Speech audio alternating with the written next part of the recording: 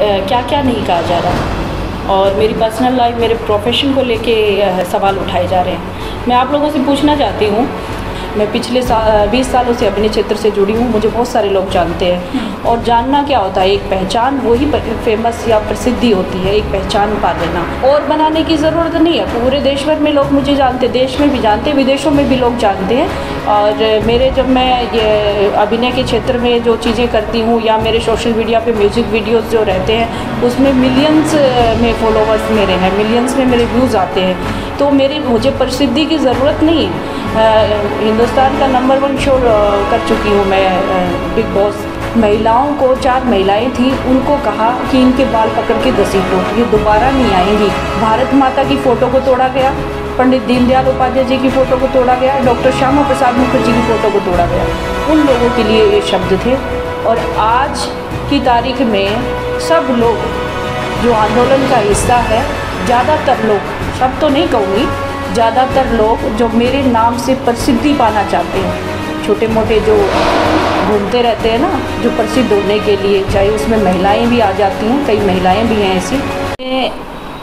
आप लोगों ने देखा हो परसों का जो मामला है, परसों आप लोगों को मैंने सारी बातें बताई कि बुढ़ाक के किसान आए हुए हैं, बुढ़ाक बांडाड़ी 2-3 गाँव के किसान आए हुए हैं। तो उस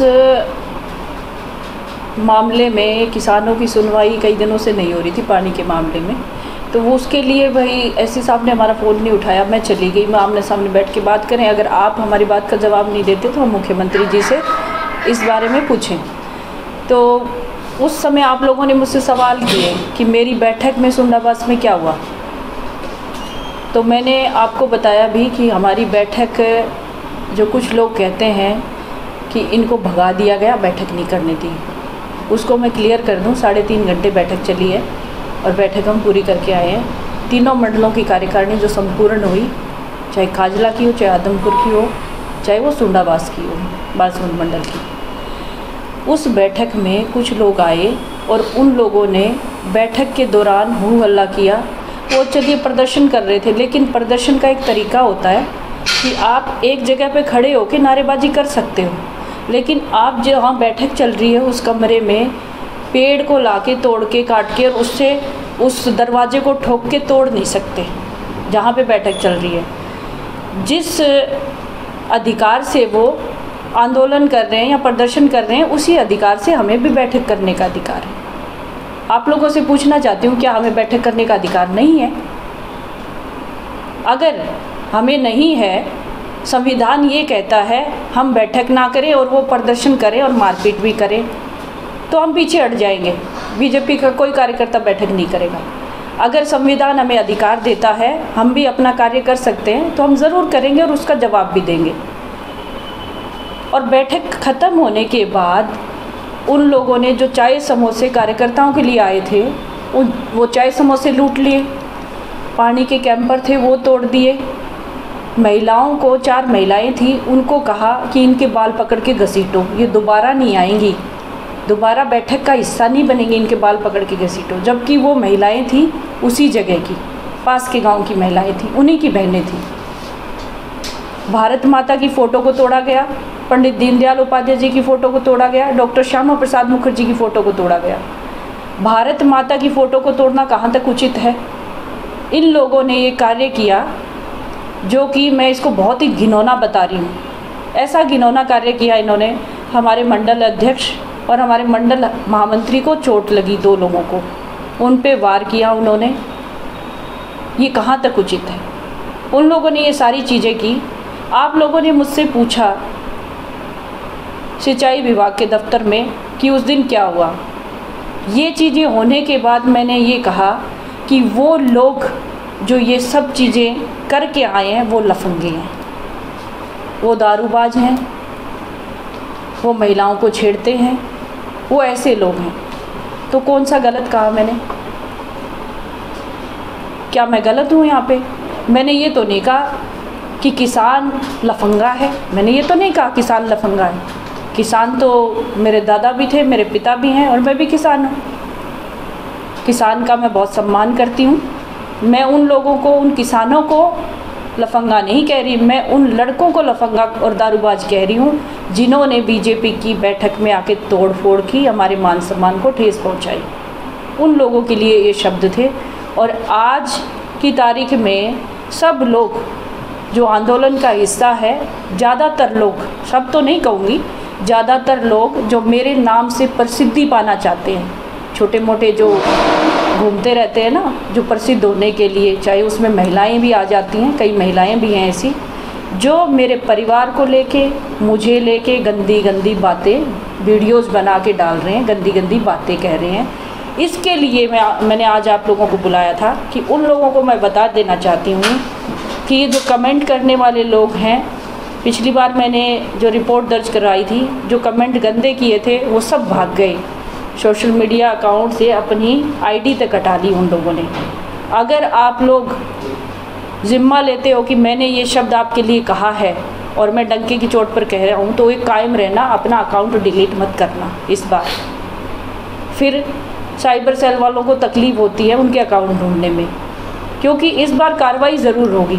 जो लोग भी गंदगी फैला रहे हैं समाज में, किसने अधिकार दिया उनको गंदा बोलने का? जब हम किसी के लिए गंदा नहीं बोलते, समाज में गंदगी फैला रहे ये लोग, उनको समाज को गंदा करने का कोई हक नहीं है। सोशल मीडिया पे आपको किसने अधिकार दे दिया कि आप इतना गंदा किसी के बारे में बोलेंगे और आपके खिलाफ कार्रवाई नहीं होगी? यही कहना है मेरा आज का। जैसे आपने संविधान का जिक्र किया है, उसी संविधान की धज्जियां उड़ा करके कानून पास किए हैं, तो उसके बारे में क्या है? संविधान की मुझे ये बताइए, किसने उड़ाई धज्जियाँ? देश पास किया नहीं, एक भी सांसद उसको भी मना करते देश की सरकार को लोगों ने चुना है, पार्लियामेंट में बहुमत साबित होने के बाद कानून पास हुआ है। किसने कहा कानून की धज्जियाँ उड़ाई? संविधान। अगर एक भी सांसद उसके लिए मना करता है तो उसके लिए वोटिंग होना चाहिए, और जिसको हटा दिया गया हो ही नहीं सकता।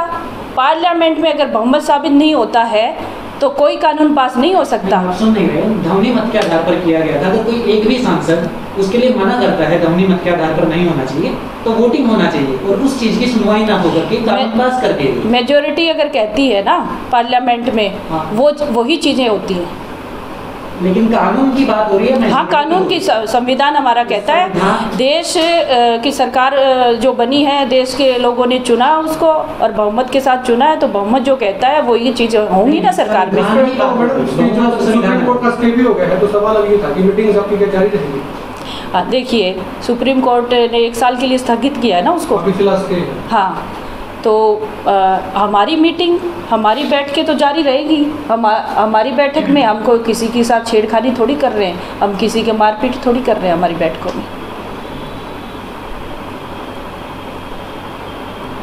तो किसान कहते हैं माफी मंगाइए। किससे? मैंने किसी किसान का अपमान नहीं किया, मैंने उन लफंगों का अपमान किया है जो भारत माता की फ़ोटो तोड़ी है। पहले वो माफ़ी मांगे देश के सभी लोगों से जिसने भारत माता का अपमान किया। हम क्यों माफ़ी मांगे? हम किस बात के लिए माफ़ी मांगे? किसानों का कहना है मैडम कि उस गिरोह के अंदर बीजेपी के ही कुछ शख्स थे जिन्होंने ऐसा किया है पॉलिटिकल एजेंडा के रूप। तो उन किसानों से कहिए ना, उनकी जांच करवाएं, कौन लोग हैं वो। उन किसानों, जो किसान को बोल रहे हैं, उन किसानों से कहिए ना जांच करवाएं। मैम, आज के ज़माने में जहां मूलभूत सुविधाओं के लिए उन्हें 500 चक्कर काटने पड़ जाते हैं, क्या आपको लगता है कि अगर कोई आम आदमी इतने बड़े मुद्दे पर जांच के लिए कहेगा तो जांचें होंगी? देखिए, सुनेंगे किसके कहने पे नहीं होगा? किसके कहने? आम इंसान के कहने पे, जो आम इंसान जो ये आरोप आप पर लगा रहे हैं कि ये पॉलिटिकल मुद्दा था, आप बोल रहे हैं कि अगर उन्हें ऐसा लग रहा है तो वो जांच की मांगे करें।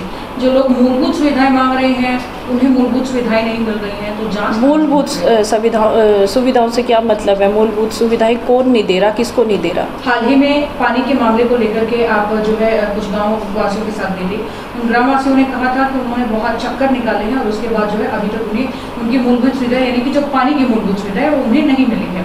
तो उसका मांग रहे हैं लोग, वो नहीं मिल रही हैं, तो क्या लगता है कि जांच की मांग करें? उसका उदाहरण तो मैं बैठी हूँ आपके सामने। उनको सुविधाएं नहीं मिल रही तो मैं भी तो खड़ी होती हूँ उनके साथ। हम मुख्यमंत्री जी तक बात करते हैं और कार्रवाई होती है। उन्होंने 3 तारीख तक का समय दिया, करके देंगे। 3 तारीख तक नहीं करके देंगे तो हम मुख्यमंत्री जी से बात करेंगे। तो क्या सोनाली फोगाट नहीं होंगे तो किसानों को पानी नहीं मिलेगा, वो चक्कर काटते रहेंगे। इस बार तो आप चले गए। देखिए, मैं ये नहीं कहती कि सिर्फ मैं ही करवाऊंगी।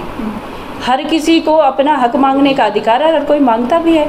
आजकल सब लोग मीडिया में अपनी बात रखते हैं और बात पहुंचती भी है। सोशल मीडिया पे अपनी बात रखते हैं तो भी पहुंच जाती है सरकार तक, और सरकार ईमानदारी के साथ अपना काम कर रही है। परिवार पर भी और पर्सनल लाइफ के ऊपर भी कुछ सवाल उठाए जा रहे हैं आपके बारे में, क्या? बिल्कुल, परिवार पे भी बार बार क्या क्या नहीं कहा जा रहा, और मेरी पर्सनल लाइफ, मेरे प्रोफेशन को लेके सवाल उठाए जा रहे हैं। मैं आप लोगों से पूछना चाहती हूँ कि आप लोगों ने जो पत्रकारिता शुरू की तो अपने मन से की होगी ना, कि मुझे डॉक्टर इंजीनियर नहीं बनना, भी मुझे तो पत्रकार बनना है। उसी तरह से मैंने भी अभिनय क्षेत्र को चुना। मैं राजनीति से पहले अभिनय क्षेत्र में थी, मॉडलिंग करती थी, बहुत अच्छे अच्छे ब्रांड्स के लिए मैंने मॉडलिंग की है, बहुत सारा काम किया। पिछले 20 सालों से मैं काम कर रही हूँ अभिनय क्षेत्र में। किस तरह के कपड़े पहनती हूँ, किस तरह का डांस मैं करती हूँ, किस तरह की मेरी परफॉर्मेंस रहती है, वो मेरा अपना नज़रिया है, मेरा अपना, मैं स्वतंत्र हूँ उसके लिए, जो करने के लिए। आप हर आदमी अपना काम करने के लिए स्वतंत्र है, कोई किसी को बाध्य नहीं कर सकता कि आप काम छोड़ दो। मुझे सोशल मीडिया पे लोग आके कहते हैं कि आप इन दोनों में से एक प्रोफेशन को चुनो। राजनीति कोई मेरा बिजनेस नहीं है जिससे मुझे कमाई आती है। राजनीति में खर्चा होता है। आप लोगों के सपोर्ट में जब उतरते हैं, राजनीति करते हैं, सोशल वर्क करते हैं, तब आपकी जेब से खर्चे होते हैं, ना कि आपको वहाँ से पैसा आता है। मेरा बिजनेस, मेरा काम जो है, मेरा अभिनय है, अभिनय से मेरी कमाई होती है। तो क्या बैठ के इसी प्रकार जारी रहेंगे, किसान विरोध करते रहेंगे? बिल्कुल, बैठ के हम क्यों रोकेंगे? बैठ के रोकने का सवाल ही पैदा नहीं होता। क्या कानून और नियम उनके लिए अलग बने हैं या हमारे लिए अलग बने हैं? जिस तरह से उनको आंदोलन करने का अधिकार है, उसी तरह से हमें भी बैठ के करने का अधिकार है। हम भी बैठक करेंगे अपनी।